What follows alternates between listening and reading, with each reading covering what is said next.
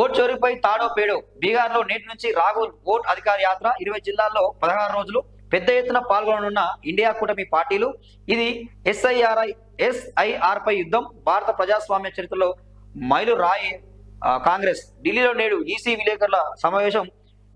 SIR vote చోరీలపై వివరణ ఇచ్చే అవకాశం అంటూ చూస్తా ఉన్నాం. ఇక్కడ ఇప్పటికైనా ప్రతిసారి చెప్తూనే ఉన్నాం, ఎలక్షన్ కమిషన్ ఆఫ్ ఇండియా అందరూ కూడా ప్రజల నుంచి డిమాండ్ చేస్తూ ఉంది. ఏమంటా ఉన్నారు? ఇక్కడ బీజేపీ ఏం నినాదం తీసుకొస్తా ఉంది?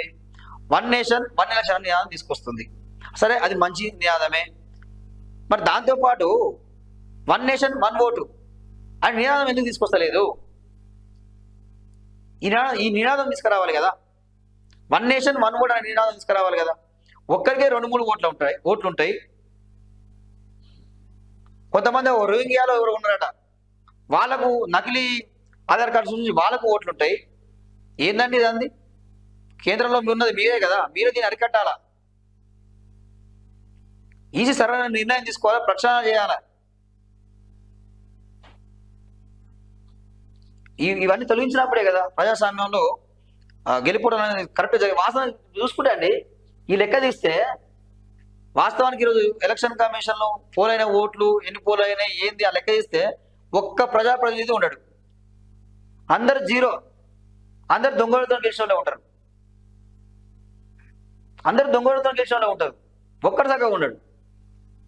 ఇక్కడ ఏమవుతుంది? ఇక్కడ ఈసీని పెద్ద దొంగ అవుతుంది. మీరు కరెక్ట్గా ప్రక్షాళన చేసి కరెక్ట్గా ఎన్నికలు నిర్వహిస్తే ఈ సమస్య ఉండదు కదా. రాజకీయ పార్టీలకు తొత్తులుగా ఎందుకుంటారంటే మీరు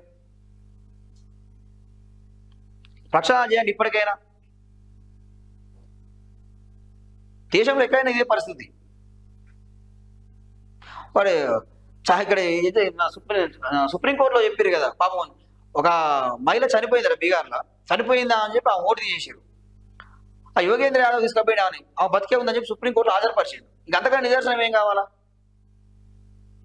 మీ పనితీరు ఎట్లా ఉందో స్పష్టమవుతుంది కదా. ఆ ఈవీఎంలు లెక్కించారు. సుప్రీంకోర్టులో ఈవీఎం లెక్కిస్తే ఓడిపోయినోడు గెలిచిండట.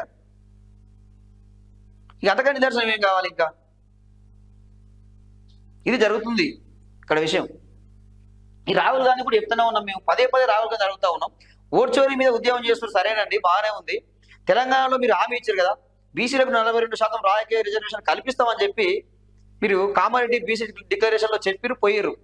మరి దాని మీద మీరు పార్లమెంట్లో మాట్లాడతలేరు. జంతర్ మంతర్ దగ్గర మా తెలంగాణ మొత్తం ముఖ్యమంత్రి మంత్రిమండలి వచ్చి ధర్నా చేస్తే మీరు దానికి హాజరు కాలేదు, దాని గురించి మాట్లాడలేదు. అర్థమవుతా ఉంది కదా, కాంగ్రెస్ కూడా బీసీ మీద ఎంత చిత్తశుద్ధి ఉందో, ఎంత ప్రేమ ఉందో స్పష్టమవుతా ఉంది. దీంతో మీ ఇండియా కూడా మీకు కొట్లాడుతుందా? ఎందుకు కొట్లాడతలేదు? అంటే మీకు కూడా లేదు, బీసీలకు రాజకీయ రిజర్వేషన్లు ఇవ్వాలని చెప్పి మీకు కూడా లేదు కాబట్టి ఇక్కడ స్పష్టమవుతా ఉంది. ఇక్కడ